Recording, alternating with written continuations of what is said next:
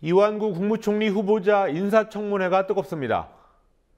예정대로라면 내일 오후 국회 본회의를 열어서 임명동의안에 표결을 붙여야 합니다. 청와대는 빨리 처리해달라고 울상입니다. 그러나 설 연휴 민심을 고려해야 하는 여야 정당들이 이 문제를 어떻게 처리해야 할지 치열한 머리싸움을 하고 있습니다. 정부와 여당이 절체절명의 위기에 빠진 상황일 때면 등장하곤 했던 막말 시비가 다시 불붙었습니다.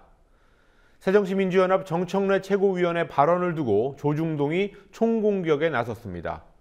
과거에 재미를 많이 봤던 전략인데요. 이번에는 어떤 양상으로 흘러갈지 주목됩니다. 원세훈 전 국정원장 대선 개입 유죄 판결의 후폭풍이 계속되고 있습니다. 박근혜 대통령의 대선 경쟁자였던 새정치민주연합 문재인 대표는 박 대통령의 사과를 요구했습니다.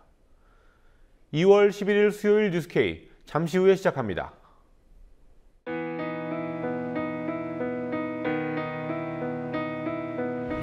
(1960년 4월 19일) 당시 언론은 빨갱이 데모라고 했습니다. 지금 우리는 혁명의 역사로 기억합니다. 1980년 5월 18일 당시 언론은 불순분자의 폭동이라 했습니다. 지금 우리는 독재에 항거한 정의의 역사로 기억합니다. 1987년 6월 10일 당시 언론은 대학생 가두 시위라 했습니다. 지금 우리는 민주주의를 쟁취한 감격의 역사로 기억합니다.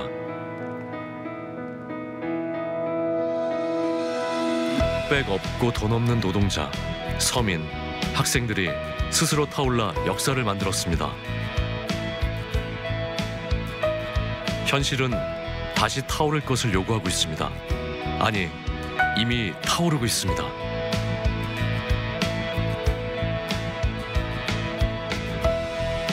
빨갱이를 종북으로, 불순분자를 외부 세력으로, 언론은 말만 바꿨을 뿐 역사를 부정하고 있습니다. 2014년 4월 1일 국민TV가 개국한 이유입니다. 국민TV는 역사를 역사로 기록하겠습니다.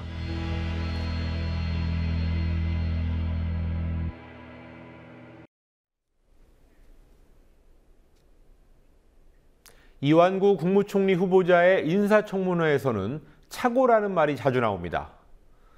재산신고 누락은 실무자의 착오, 차남 건보료 미납은 차남의 착오, 이런 식입니다.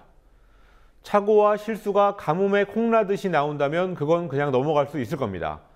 그러나 총리 인사청문회에서 재산 문제가 큰 관심일 게 뻔한 상황인데도 그렇게 자주 착오가 나오도록 관리를 소홀히 했다면 이 후보자의 업무 능력을 의심해야 하는 것 아닌가도 싶습니다. 이 후보자가 부적절한 언론관을 드러낸 음성 파일이 공개된 후에 총리 임명에 대한 여론은 심각하게 나빠졌습니다. 어제 청문회장이 아닌 기자회견장에서 음성 파일을 공개하며 공세를 폈던 야당은 내일 인준동의안 표결을 앞두고 최종 대응 전략을 짜고 있습니다. 국회 중계 카메라 나가 있습니다. 곽보아 PD.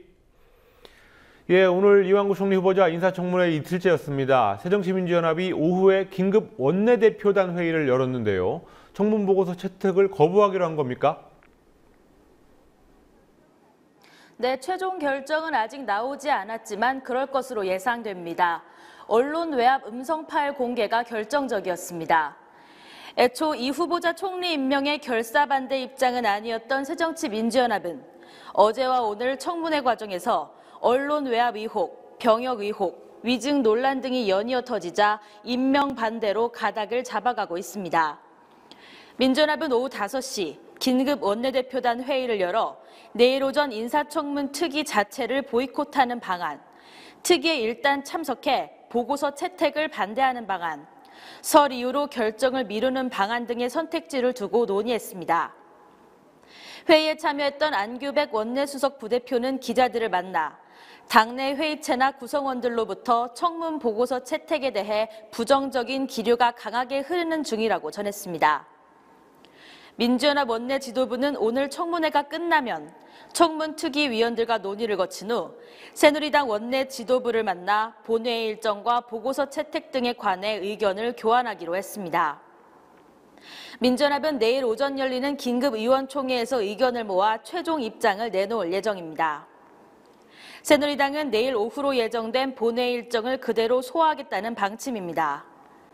김문성 새누리당 대표는 기자들과 만나 어제에 비해 오늘 청문회는 차분하게 소명이 잘 되는 것으로 보인다며 여야가 합의한 의사 일정대로 가야 한다고 말했습니다. 예, 오늘 청문회에서는 부동산 투기 의혹하고 재산에 관한 질문이 주로 나왔군요.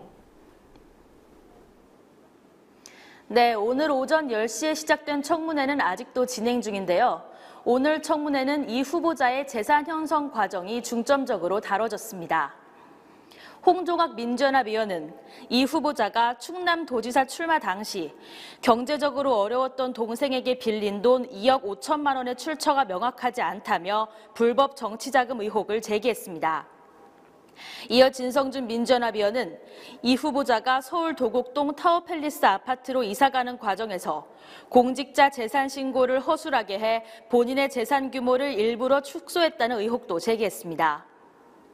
이완구 후보자는 재산 신고 누락은 실무자의 착오이며 어제 캐나다에 있는 동생으로부터 국내에 10수억 원의 예금을 갖고 있다며 자신은 그렇게 가난하지 않다고 설명하라더라고 해명했습니다. 고지를 거부했던 이 후보자 차남의 재산도 공개됐습니다. 한편 진선미 민주연합 의원은 차남이 건강보험료 미납 사실이 드러난 후 3년치 중 1년치만 급히 납부했다고 지적하자 이 후보자는 3년 미납 당시 자신은 와병 중이라 챙기지 못했고 차남이 국내 보험 체계를 알지 못해 착오를 저질렀다고 주장했습니다. 직접 보시겠습니다. 2012년에는 본인의 소유로 국내에서 자동차를 취득해서 자동차세도 매년 꼬박꼬박 내고 있었고요. 실제로 현재 국내에 전직을 해서 올해 말씀하신 대로 1월 5일부터 다니고 있습니다. 그러면 당연히 이 국외 소득은 전부 소득을 신고하고 소득세를 내야 합니다. 왜 1년치만 내신 거죠? 사실 솔직히 얘기해서 2012-13년도는 제 개인적인 일이 되겠습니다만은 집안에 제가 유서까지 쓰고 그 투병 생활하는 동안에 제 자식이 홍콩에서 3년 정도 외국 로펌에 근무하는데 무슨 정신이 있었겠습니까? 무슨 건강보험료 그런 거 신경 쓸 겨를이 없었고 또 외국에서 오래 있었기 때문에 국내 이 건강보험 체계를 알지도 못했고 또 현지에서 홍콩에 건강보험료를 냈을 뿐만 아니라 그러한 사유가 있었고요. 그래서 이번에 국내 로펌에 이전이 되면서 국내법에 여러 가지 체크를 하다 보니까 이런 게 나왔는데 건강보험료 49만 원을 내지 않기 위해서 했다는 것은 조금 무리한 말씀이기 때문에 과정상에서 실수나 착오가 있다면 제가 사과의 말씀을 드리겠습니다. 네네. 예, 그리고 오늘은 후보자 말고 증인 신문도 있었습니다. 이 후보자의 오랜 지인이라는 증인의 답변 태도가 논란이 되기도 했군요. 그렇습니다. 오늘 청문회에는 강희철 충청향후의 명예회장과 유처상 KPC그룹 이사 등 부동산 투기 의혹 관련 인사, 그리고 차남 병역 의혹과 관련된 증인과 참고인 등 총 14명이 출석했습니다. 이 후보자의 장인이 매입한 분당 땅 투기 의혹과 관련해 증인으로 출석한 강희철 회장은 이 후보자 측이 산 땅은 투기할 만한 땅이 아니라며 의혹을 부인했습니다. 하지만 진선미 의원이 강 회장에게 이 후보자 측의 땅을 팔 당시의 상황을 물으며 차명 거래 의혹을 제기하자 강 회장은 나이가 들어 기억이 잘 나지 않는다고 답을 회피했습니다. 오후 상황 잠시 보시겠습니다. 계약을 체결할 당시는 분당구 대장동 1-71과 1-75가 분할되어 있지 않기 때문에 본인의 땅은 분당구 대장동과 분당구 대장동 1-71과 1-75를 다 사신 거란 말이에요. 그래서요. 그래서 가격을 깎은 겁니다. 줄기 때문에 제 가격이 떨어진 겁니다. 그러면 제가 말씀드렸잖아요. 분할될 거다라고 고지받았냐 그랬더니 아니라면서요. 여보세요. 모른다면서요. 여보세요요. 자, 가격을 깎아줄 때 뭐라고 하면서 깎아주던가요? 도로 잘라야 되기 때문에 깎아준다고 네, 그랬어요. 그러면 그 돈을 얼마로 계산했어요? 그걸 일일이 다 기억해야 됩니까? 네, 내 땅을 의원님. 3억 몇천만 원으로 의원님. 사는데. 예. 네. 아니 의원님은 나이가 젊으시니까 15년 전 거 잘 저 안 기억하시는 많아요. 거구만요. 나이. 아니, 제 안 나이 적어요. 가면요 15년 전 거 그거 기억 안 납니다. 응? 그렇게 이날 강 회장의 야당 의원을 무시하는 듯한 발언이 도마 위에 올랐는데요. 진 의원과의 설전뿐만 아니라 유성엽 의원에게는 충청도에서 총리 후보가 나왔는데 계속 호남분들이 문제 제기를 하고 있다고 말해 거듭 주의를 받았습니다. 지금까지 국회에서 국민TV 뉴스 곽보아입니다. 새누리당 김무성 대표가 내일 총리 임명 동의안 표결을 강행하겠다고 했지만 일단은 엄포일 가능성이 높습니다. 다음 주 설 연휴 민심을 고려해야 하는 시점에 무수한 흠결이 드러난 이 후보자의 임명을 밀어붙이는 것은 새누리당으로서도 부담이 크기 때문입니다. 새정치민주연합 입장에선 정부와 여당의 패착으로 얻은 반사적 지지지만 그거라도 지키기 위해서 어떤 전략을 써야 할지 고민할 수밖에 없습니다.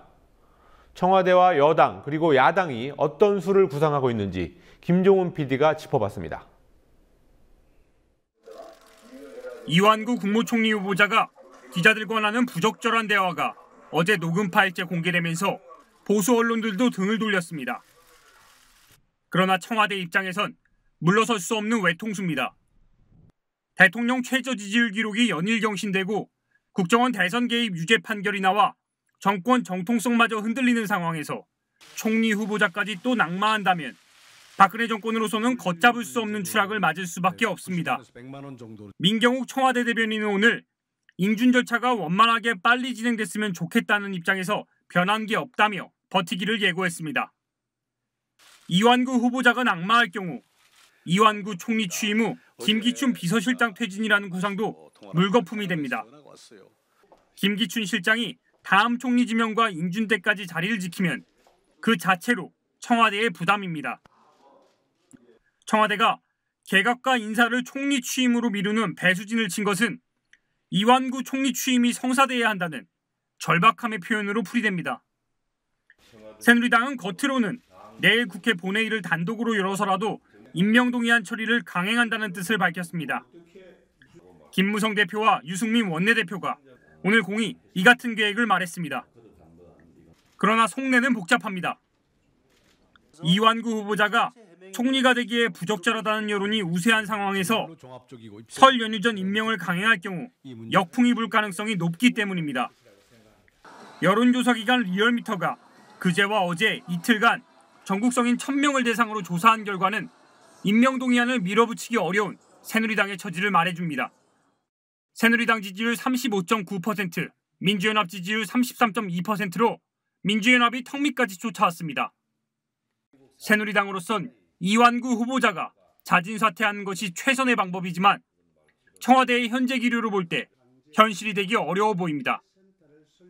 새정치민주연합은 내일 오전 인사청문특위를 보이콧할 것인가 아니면 참석해 반대 토론을 할 것인가 내부 논의를 치열하게 하고 있습니다. 당내에서는 강공책을 우려하는 목소리도 일부 나옵니다. 조기 전면전은 국민만 불안케 할 뿐이고 오히려 민생 파탄의 박 정권에게 구원의 밧줄이 될 수도 있다라는 점을. 그러나 이완구 총리 인준을 방관할 경우 미약한 전국 주도권마저 놓쳐버릴 수 있다는 반론도 만만치 않습니다. 그에 따라 여당의 단독 처리를 최대한 막되 만약 단독 처리를 강행할 경우 본회의에 전원 불참하는 방식이 최선의 대응이라는 지적이 나옵니다. 민주연합 의원들이 본회의에 참석해 한 명이라도 찬성표를 던질 경우 정부 여당의 실책으로 쌓아온 반사적 지지세마저 한순간에 날아갈 수 있기 때문입니다.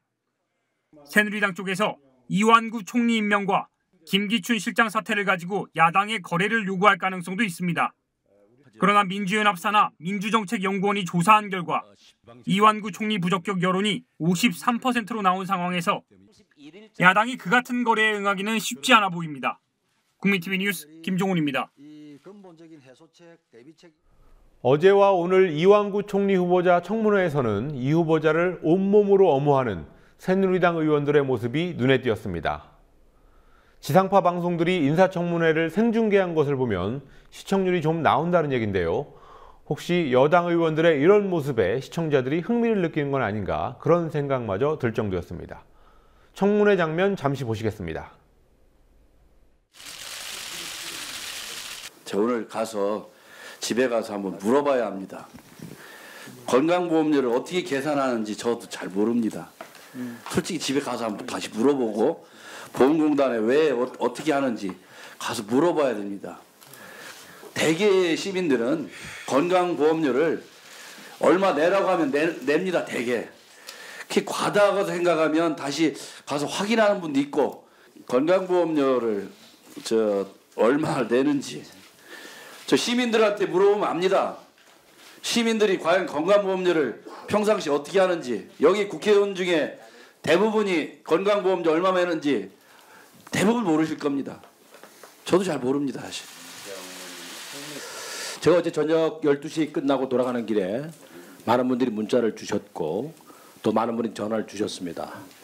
정말 마음이 너무 먹먹해서 제가 그 주신 말씀을 대강 요약해서 읽어드리겠습니다. 그 국민의 생각을 그대로 전달하기 위해서 읽어드리겠습니다. 모든 국민은 공정하고 원칙 있는 사회 시스템으로부터 보호받아야 한다. 그 사람이 평범한 사람이든 또 고위직의 사람이든 국민 한 사람 한 사람의 사적인 공간은 보호돼야 한다. 국민 누구든 안방에서 나눈 대화가 여과 없이 나간다면 죽음과 같은 충격이다. 청문회의 모습을 하나하나 보면서 우리를 슬프게 한다. 철선이 박힌 자식의 다리를 팔아야 하고 죽음 끝까지 간 혈액감도 여값이 옷이 벗겨져야 한다. 당사자의 슬픔, 가족의 슬픔, 우리 모두의 슬픔 자산 같아서 매우 마음이 쓸쓸하다. 죽을 고비를 경험한 분들은 통상적으로 좀 그전 이전과의 삶과는 완전히 다른 삶을 살게 된다는 이야기들을 많이 하시는데요. 그 후보자께서는 그 혈액암으로 생사의 고비를 넘나드시는 그 경험을 했었기 때문에 그 이전과 그 이후의 어떤 인생관이나 삶의 지표에 있어서 좀 상당한 변화가 있었으리라고 짐작되는 부분이 있습니다. 그런데 어떻습니까? 이런 부분에 대해서는요.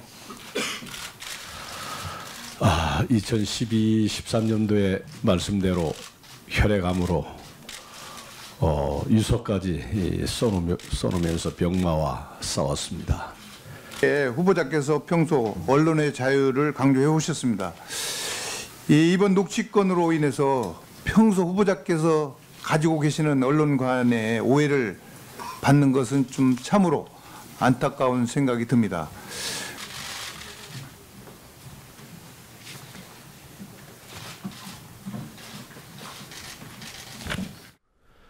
이완구 총리 후보자가 또 낙마할 거고 그렇게 되면 다시 주저앉게 되는 정홍원 총리를 소재로 한 농담이 많이 돌고 있습니다. 이 후보자의 의혹이 너무 많다 보니까 작년에 총리에서 낙마했던 누구누구는 정말 억울하겠다 이런 우스갯소리도 있습니다. 그런데 작년에 사퇴한 후보자들과 사퇴의 이유를 되짚어보면 이 후보자에 비해서 비교적 낫다고 할 수 있을 뿐이지 역시 총리감은 아니었습니다. 결국 청와대의 총리 선택이 실패했던 겁니다. 박근혜 정부 총리 후보자 낙마의 역사, 강신혜 PD가 정리합니다. 박근혜 대통령이 첫 번째 국무총리 후보자로 지명한 김용준 전 헌법재판소장. 2013년 1월 박 대통령은 대통령직 인수위원장이었던 김 전 소장에 대해 평생 법관으로서 국가의 법과 질서를 바로 세웠고 확고한 소신과 원칙에 앞장서온 분이라고 평가하며 총리로 지명했습니다. 그러나 소신과 원칙을 지녔다는 대통령의 호평과 달리 두 아들의 병역 면제 의혹과 부동산 투기 의혹, 정관예우 특혜 의혹 등이 쏟아져 나오면서 지명 닷새 만에 하차했습니다. 지난해 5월 세월호 참사 후 사의를 밝힌 정호원 총리의 후임으로 낙점된 안대희 전 대법관. 청와대는 공직사회의 정부 조직을 개혁하고 비정상의 정상화를 강력히 추진해 국가개조를 성공적으로 수행할 뿐이라며 지명의 이유를 밝혔습니다. 그러나 안 전 대법관도 총리 지명 엿새 만에 자진 사퇴했습니다. 대법관 퇴임 후 변호사 생활 5개월 동안 16억 원의 수익을 올려 정관 예우 종결자로 불리는 불명예를 얻은 채였습니다. 박근혜 대통령이 다음 카드로 뽑아든 문창극 전 중앙일보 주필. 청와대는 냉철한 비판의식과 합리적 대안을 통해 우리 사회의 잘못된 관행과 적폐를 바로잡기 위해 노력해온 뿐이라고 총리 지명의 이유를 설명했습니다. 그러나 문창극 전 주필은 6.25 전쟁을 하나님이 주신 것이라 하고 일제 때 우리 국민이 계몽됐다고 주장하는 동영상이 공개되면서 지명 14일 만에 물러나야 했습니다.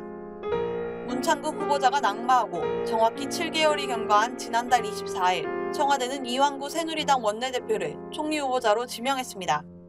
야당과 원만히 협조하고 국회의 정상적인 운영에 기여한 경제혁신 3개년 계획의 효과적인 추진과 소통의 적임자라고 지명의 이유를 말했습니다.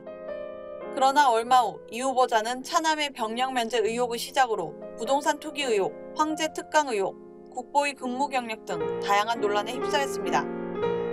그러다 자신에 대한 의혹 보도를 막기 위해 언론사에 압력을 행사한 사실을 실토한 음성 파일이 공개되면서 보수 언론들까지 등을 돌리게 됐습니다. 오늘 조선일보는 사설에서 이 후보자의 의혹이 종합선물 세트 수준이라면서 대통령의 사람 보는 안목 같은 해묵은 숙제를 또 확인시켰다고 지적했습니다. 국민TV 뉴스 강신혜입니다.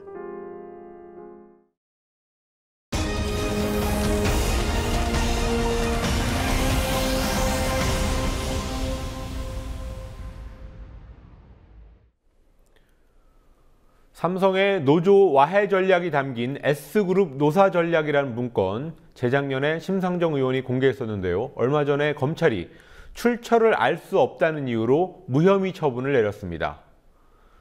오늘 삼성 일반 노조가 그 문건과 비슷한 자료 여러 건을 공개했습니다. 문건에 등장하는 인물들에게 사실 확인도 거쳤다고 하니까 삼성의 노조 탄압을 증명하는 또 하나의 중요한 자료가 될 것 같습니다.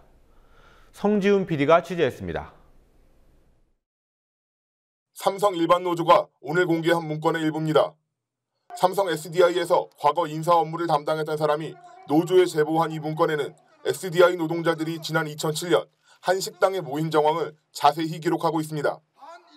참석자들이 식당에 들어온 시각과 타고 온 차량, 심지어 참석자가 들고 있던 서류 봉투까지 상세히 나와 있습니다.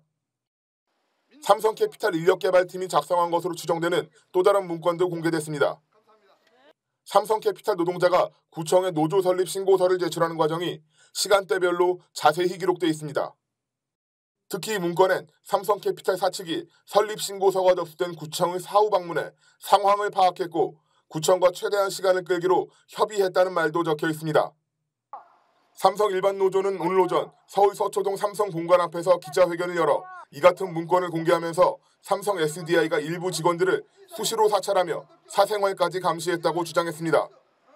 노조를 설립하거나 회사에 문제를 제기한 노동자들을 감시하기 위한 작업이라는 주장입니다. 삼성에는 그냥 문호조 경영을 위한 노무관리 지침서가 상당히 많이 있습니다. 소위 그 문제 사원에 대한 사찰이나 감시는 지금도 계속 진행되고 있습니다.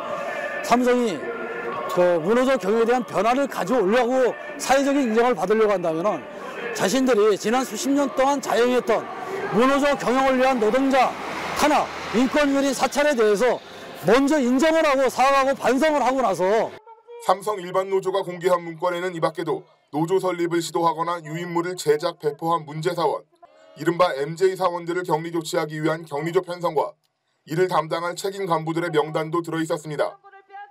희망퇴직을 통해 문제를 해결했다는 경과보고도 있습니다.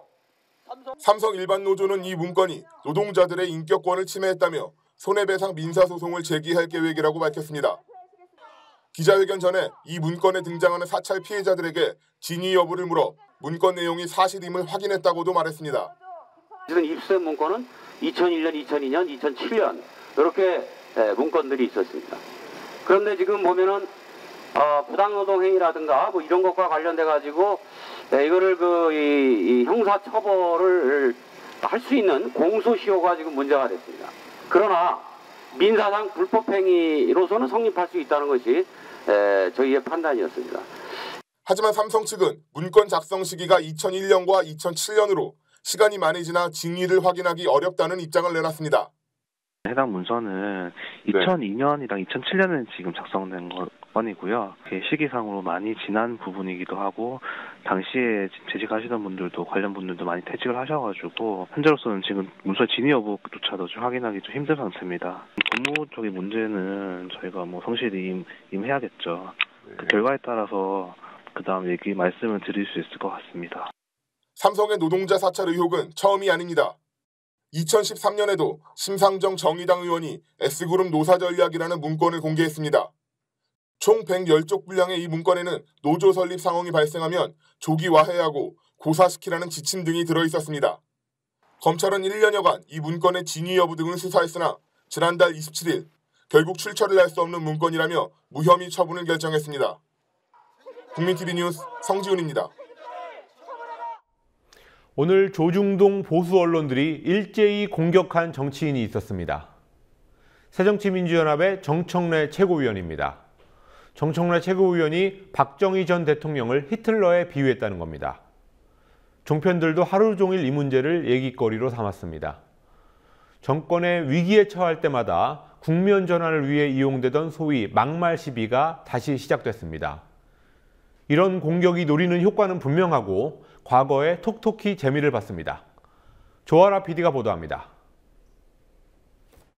네, 새정치민주연합 정청래 최고위원이 잠잠하다 싶었는데요. 또 막말 사고를 친 것 같습니다.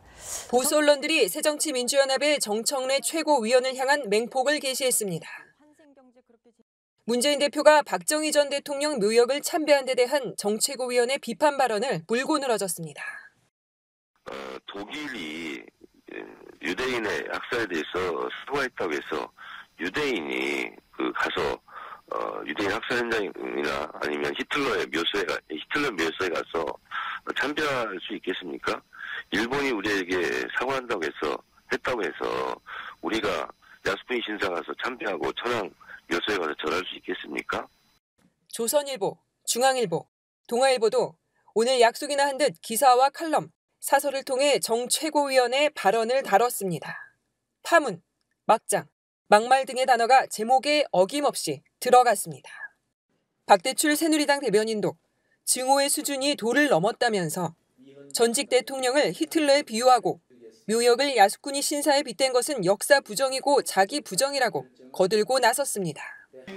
대통령 지지도 추락, 국정원 대선 개입 유죄 판결, 이완구 총리 후보자의 낙마 가능성 등 총체적 위기 속에서 조중동이 정청래 위원을 타깃으로 세운 것으로 보입니다. 조중동이 비판자들의 말을 문제 삼으며 역공을 펼치는 것은 보수 진영이 그만큼 벼랑 끝에 몰려 있다는 뜻임을 과거 여러 사례들이 보여줍니다. 2013년 국정원의 대선 개입 행위가 하나둘 드러나면서 박근혜 정부의 민주주의적 정통성이 크게 흔들리던 때가 최근의 대표적인 사례입니다. 신부들의 시국미사가 전국적으로 확산되던 그해 11월, 조중동과 새누리당은 천주교 정의구현 사재단 박창신 원로 신부의 강론을 걸고 넘어졌습니다. 문제 있는 땅에서 한미 군사운동을 계속하면은 북한에서 어떻게 해봤어요? 네? 이 양반이 부안병이 걸리네. 쏴야지. 그것이 연평도 포격 사건이에요. 그래놓고 북한을 적으로 만들어가지고 지금까지 이 난리를 치르고 선거에 이용하고 한 겁니다. 여러분 아십니까? 사제복을 입은 그냥 이건 혁명 전사나 마찬가지입니다. 전혀 사제로서 할 수 없는 일을 사제복을 입고 했기 때문에 이게 문제가 큰 겁니다. 박 신부 발언의 맥락을 무시한 공격에는 박근혜 대통령까지 묵과하지 않겠다고 말하며 힘을 보탰습니다.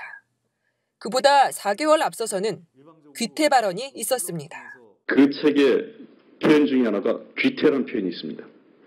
귀신 기자에다 태아 태자 써서 그 뜻은 태어나지 않아야 될 사람들이 태어났다 해서 만주국의 귀태 박정희와 기시노부스케가 있었는데 아이러니하게도 이 귀태의 후손들이 한국과 일본의 정상으로 있습니다. 홍익표 의원이 국민을 경악해 하는 발언을 서슴지 않았습니다. 우리 새누리당은 어제 홍익표 의원의 한 발언에 대해서 강력히 책임을 요청합니다. 국정원 대선 개입 의혹이 목을 조여오던 정부와 여당의 귀태 발언은 그야말로 호재였습니다. 조중동이 날마다 이 논란을 키우자 홍익표 의원은 결국 대변인직을 내놔야 했습니다. 2012년 총선 당시 여당의 패배가 예상되는 절체절명의 위기에서 조중동은 야당 후보 중 하나였던 김용민 후보의 8년 전 발언을 끄집어내 집중 포화를 가했습니다. 2004년 총선에서는 탄핵 열풍이 거세게 불어 한나라당의 참패가 예상되던 상황에서 정동영 열린우리당 의장의 이른바 노인 폄하 발언이 조중동에 의해 부각돼 한나라당은 참패를 면했습니다. 문제가 될 만한 발언을 찾아내 집중 공격하면 야권 안에서 막말을 나무라는 소리가 나와 야권이 분열되고 그 와중에 불리한 국면을 유리하게 바꿀 수 있다는 공식이 자리 잡은 계기였습니다. 정청래 최고위원의 히틀러 발언에 대한 조중동의 공격, 소기의 목적을 달성할지 주목됩니다. 국민TV 뉴스 조아라입니다. 함께 만드는 언론 미디어 협동조합 여기는 국민TV 함께 만드는 언론 미디어 협동조합 여기는 국민TV.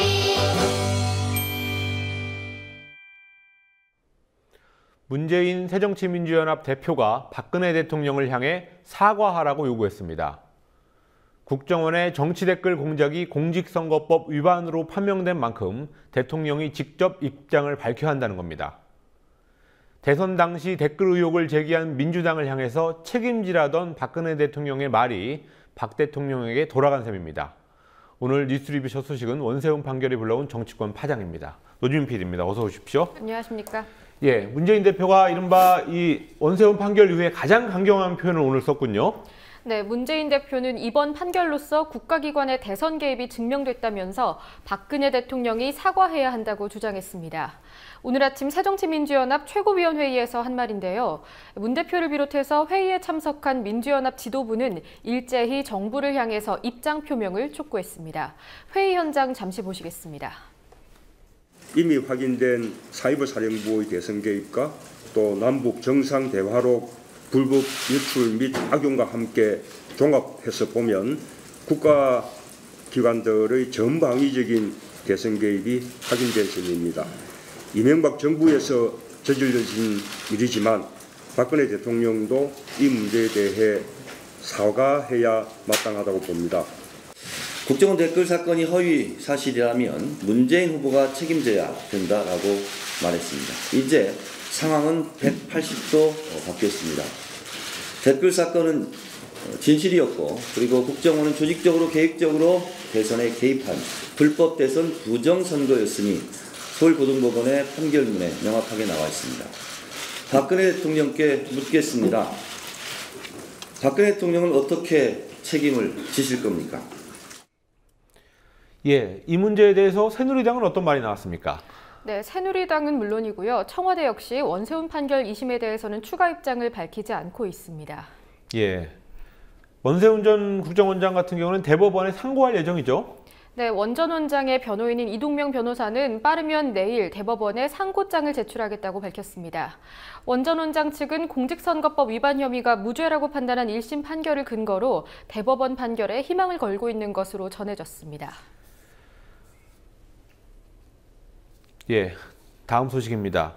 오늘 박성재 신임 서울중앙지검장의 취임식이 있었습니다. 중요한 자리라서 취임 메시지가 주목을 받았죠? 네, 박성재 신임 중앙지검장은 최우선 과제로 법질서 확립을 강조했습니다. 예. 법무부가 연두보고를 통해서 지난달에 발표했던 2015년 정책 방향과 같습니다. 중앙지검장과 법무부가 규정한 법질서 그리고 그 확립 방법은 거의 판박이 수준이었습니다. 네, 우선 자유민주주의 체제를 파괴하려는 국가안보위해 세력을 사실상 적으로 규정했습니다. 박중앙지검장은 이들이 뿌리 내리지 못하도록 하겠다. 법무부는 뿌리를 뽑겠다. 네, 거의 같은 표현인데요. 네, 또 법무부는 얼마 전에 위헌정당 해산 심판, 그러니까 통진당 해산 후속 조치를 강조하면서 통합진보당을 그런 국가안보 위해 세력으로 규정하기도 했습니다. 또 이어서 불법 집회 시위에 대한 엄단, 순서도 동일하고 내용도 비슷합니다. 박 지검장은 오늘 불법 집회 시위 과정에서의 불법 점거, 공무원에 대한 폭력에 적극적으로 대응하겠다고 말했습니다. 법무부가 강조했던 불법 시위 삼진아웃제, 그리고 여기 나와 있지는 않지만 경찰관 폭행 엄벌, 이 두 가지와 일맥상통하는 부분입니다. 예. 또 박 지검장은 노사 갈등으로 인해서 촉발된 불법 행위에 대해서는 엄정한 책임을 묻겠다고 했는데요. 불법 행위를 한번 저지르면 파업이 종료되거나 또 합의가 이뤄졌더라도 끝까지 책임을 추궁하겠다는 법무부의 방침과 겹쳐 보입니다. 예. 서울중앙지검장이라고 하면 검찰 조직 내에서 아주 중요한 사실상 2인자라고 하더군요. 네, 그렇습니다. 원래 중앙지검장은요, 대검 중수부장, 공안부장, 법무부 검찰국장까지 이렇게 빅4로 불렸습니다. 예. 그런데 대검 중수부가 폐지되면서는요, 사실상 총장의 뒤를 잇는 2인자로 칭해지고 있습니다. 현재 김진태 총장을 비롯해서 오늘 취임식을 가진 박성재 중앙지검장, 그리고 중앙지검장이었다가 대검으로 옮긴 김수남 대검 차장까지 검찰 요직에는 TK 인사로 채워지게 됐습니다. 예, 이 중앙지검장하고 대검 차장 이런 사람들이 다 차기 검찰총장 후보군에 오를 그런 가능성이 높은 자리죠? 네, 그렇습니다. 따라서 처음 검찰 인선이 발표됐을 때 잠재적인 후임 총장 후보들을 전면 배치했다는 분석이 있었습니다. 예. 예상치 못했던 인사가 후보군으로 오를 가능성을 애초에 차단시켰다는 겁니다. 예, 다음 소식입니다. 최근에 증세 논의를 주도해왔던 새누리당의 지도부, 김무성 대표라든지 이런 지도부가 오늘은 다른 메시지를 오늘부터 내기 시작했어요. 네, 오늘 오전 새누리당 최고위원회의, 한마디로 리턴 경제 활성화 이렇게 표현을 할 수 있을 것 같습니다. 야당이 위기의식을 나타냈을 정도로 증세를 강조해왔던 김무성 대표와 유승민 원내대표, 오늘은 경제 활성화를 통한 세수 확보에 무게를 실었습니다. 예. 어제 대통령께서도 경제 활성화의 가치가 최우선이라고 말씀하셨는데 성장률이 1% 높아지면은 세수가 2조 원 정도 늘어나는 만큼 경제 활성화를 위한 모든 노력을 다해야 하겠습니다.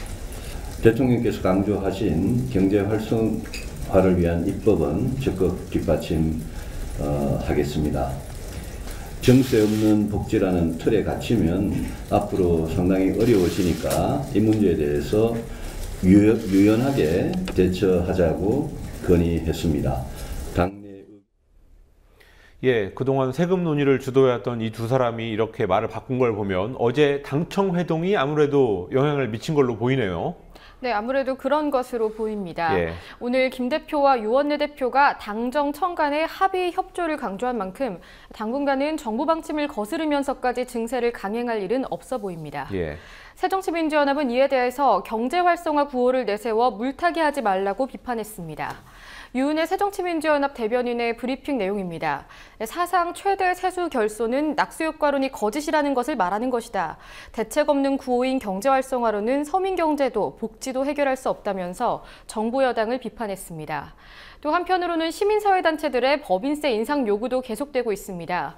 참여연대와 경실련 등 5개 단체들은 오늘 청와대 인근에서 기자회견을 열고 공평과세 그리고 복지국가를 실현하기 위해 법인세를 인상하라고 촉구했습니다. 예, 다음 세월호 소식 하나 알아보겠습니다. 세월호 부실구조 혐의로 기소됐던 전 목포해경 123정 정장, 오늘 첫 선고 공판이 있었는데요. 검찰 구형보다 물론 낮은 선고가 나왔군요. 네, 광주지법은 오늘 목포해경 123정 정장이었던 김모경유에게 징역 4년을 선고했습니다. 업무상 과실치사, 허위공문서 작성 및 행사, 공용 서류 손상 등의 혐의는 모두 유죄로 인정됐습니다. 예. 법원이 밝힌 주요 선고 이유를 화면으로 보시겠습니다. 우선 법원은 국민 안전을 담보해야 할 해양경찰이 선내 승객들에 대한 적절한 퇴선 유도 조치를 하지 않았다. 또 퇴선 방송을 했다는 허위 인터뷰로 유가족에게 상처를 주고 함정 일지를 떼어내서 다시 작성하게 했다. 그렇기 때문에 모두 유죄를 선고한다고 밝혔습니다. 예, 해경의 구조 실패가 일단은 법원에서 인정이 된 건데 예. 왜 형량은 이렇게 4년에 그친 겁니까? 네, 우선 과실범이기 때문에 세월호 승무원과 청해진에 온 임직원보다는 책임이 무거울 수 없다. 이렇게 주장했던 김경희 측 그런 논리가 받아들여졌습니다. 예. 또한 업무상 과실치사죄의 법정형이 징역 5년 이하라는 점도 고려됐습니다. 세월호 가족대책위는 1, 2, 3 정장의 행위가 업무상 과실치사를 넘어서 미필적 고의에 의한 살인죄로 처벌될 수준이었다면서 수긍할 수 없다고 주장했습니다. 다만 긍정적으로 평가한 경우도 있었는데요. 가족대책위 변호인인 박주민 변호사는 재판부가 해경의 부실 구조를 인정했다는 점을 강조했습니다. 이번 판결이 국가의 책임을 묻는 다리 역할을 할 것이라는 분석입니다. 예, 노주민 PD 수고하셨습니다.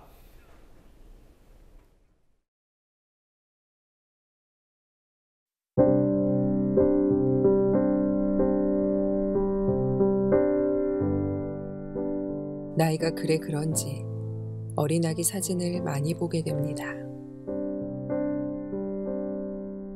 우리 아기라고 소개하는 젊은이들이라면 그림을 잘 이해할 수 있겠네요. 우리 손자라고 하는 중늙은이들은 더 잘 알고 있을 테고.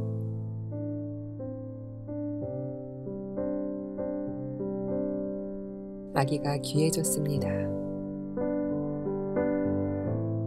양육이 쉽지 않게 된 현실이 제일 큰 이유가 되겠지만 복지 과잉, 국민 나태 따위, 귀신 신하라 까먹는 소리 하는 정치가 있고 보면 미래 전망은 어둡습니다.